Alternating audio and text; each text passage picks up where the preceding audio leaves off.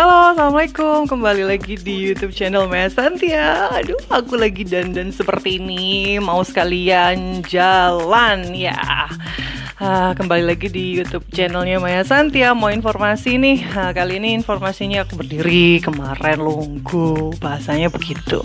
Aku mau informasikan ke teman-teman, ke sobat Maya, itu pernah nggak sakit gatelan? Nah itu, kalau orang Jawa bilang itu gatel-gatel. Ya itu sakit gatel-gatel di kulit. Biasanya itu adanya di tangan, biasanya itu adanya di kaki, paling sering di bagian paling lembab. Nah, di bagian paling lembab kamu tuh apa aja? Lembab. Nah, kamu tuh bagian lembabnya mana aja?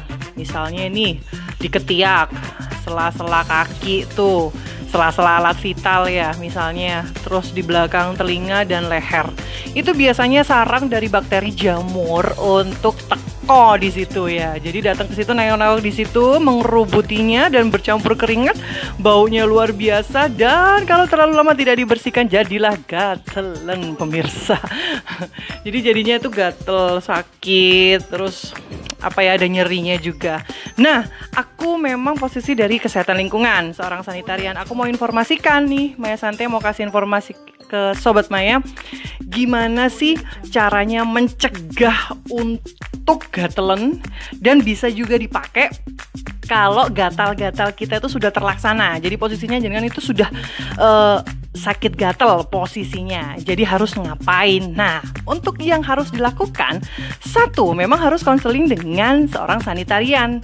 Dan saya mau tanya dulu nih, handuknya dipakai bersama nggak satu keluarga? Satu. Yang kedua, sabunnya dipakai bersama nggak satu keluarga? Yang ketiga, nyuci bajunya juga bersama-sama nggak satu keluarga? Itu pasti. Ya, itu ada sponsor, nggak apa-apa, mumpung. Nah, itu tadi sudah dijawab. Kalau sudah dijawab, habis kemana dulu? Nah tuh, ini memang aku lagi pelayanan konseling polisanitasi. Polisanitasi di setiap puskesmas pasti harus ada, namanya klinik sanitasi. Ya. Nah, itu dari pertanyaan 3 tadi, kalau sudah terjawab, aku tanyain lagi lanjutan yang pertanyaan yang keempat.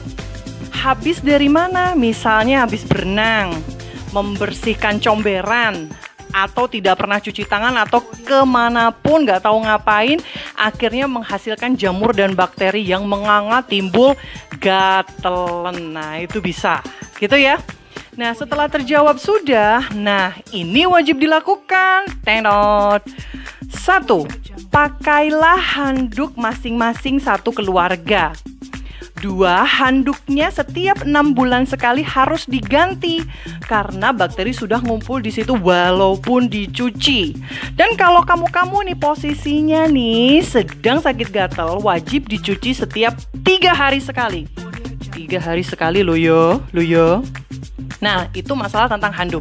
Yang kedua, tambahannya itu tentang handuk lagi ya, masih belum kedua. Ke-1 ini tentang handuk. Handuknya harus dijemur di bawah sinar matahari langsung tuh. Ada sinar nih karena pagi itu matahari itu matahari. Di bawah sinar matahari langsung.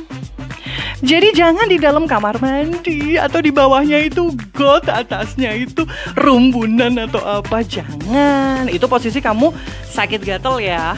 Tapi kalau misalnya udah sembuh pun harusnya seperti itu. Oke, lanjut ya. Itu tadi 1 tentang handuk. Yang kedua tentang sabun. Nah, tentang sabun gimana? Untuk dipakai seluruh keluarga harus sabunnya sabun cair. Karena kan jadi 1 tuh. Tapi kalau misalnya dipakai masing-masing, boleh pakai sabun batang yang biasanya mereknya itu ya. Boleh pakai sabun batang ya, oke? Itu untuk sabun. Jangan lupa juga menggosoknya yang bener. Mandi jangsu, jangan kesusu. Kalau mandi kudu agak lamaan dikit lah. 1. Belakang telinga. Kalau mandi jongkok, di atasnya dubur itu biasanya paling bau dan sarangnya kuman dan juga jamur. Nah, kamu juga harus menggosoknya dengan benar dengan cara jongkok, kakinya, sela-sela kaki itu dibersihkan. Apalagi dagi-dagi yang muncul di tempat area lembab tadi yang aku ceritakan di pertama ya. Area lembab, oke. Nah, itu area-areanya. Ya, lanjut lagi ya. Itu tentang sabun. Yang ketiga tentang air. Aduh, masih panjang ya. Maya gitu mungkin. Airnya juga, apabila kamu pakai air sumur nggak masalah sih, air PDAM nggak masalah, yang penting dicampur Dettol. Tahu Dettol ya? Aduh, aku nggak enak nih ngomongin merek. Nah, itu.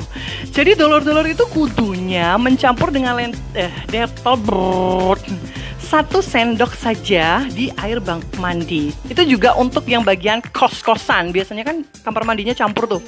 Kasih aja Dettol. Kamu berarti harus apa ya itu bahasanya ya, istilahnya itu sumbangan kalau di bagian kos-kosan ya. Jadi dikasih Dettol. Oke, itu yang ke berapa tadi? Ketiga ya, tentang air. Nah, itu airnya juga seperti itu. Nah, lanjut lagi, baju pencucian. Untuk pencucian, wajib yang gatal-gatal harus dipisah dan direndam dulu selama 10 menit dengan sabun antibakterial. Sabun deterjen itu banyak, tapi yang mengandung antibakterial hanya beberapa. Punyanya Tedot, Attack misalnya, Rinso, itu ada antibakterial hanya beberapa, tidak semua. Oke, itu. Dan jangan lupa yang terakhir, itu kain atau penggunaannya ya. Kain atau penggunaannya juga harus dibatasin. Misalnya nih, kamu punya CD, celana dalam yang sudah 5 tahunan, itu wajib buang.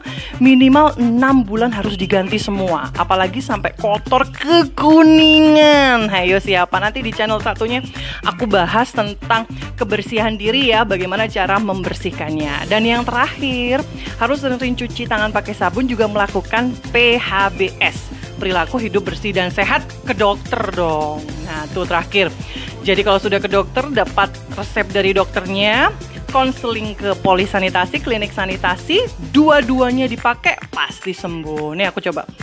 Dapat resep dari dokter, konseling ke polisanitasi, terus terakhir melaksanakan semua saran dari konseling itu, minum obat, seneng hatinya wetenge wareg, dijamin sehat. Oke, terima kasih sudah mampir-mampir nonton channelku. Dulu aku sing koyok ngini. Thank you banget. Dan lanjut ke channel selanjutnya, aku akan bahas nantinya tentang kebersihan diri, ataupun tentang kesehatan, ataupun tentang apapun pokoknya tentang kesehatan lingkungan. Thank you. Assalamualaikum warahmatullahi wabarakatuh. Suwon dolor. Pas ono backsound lewat. Suwon dolor. Assalamualaikum. Bye-bye.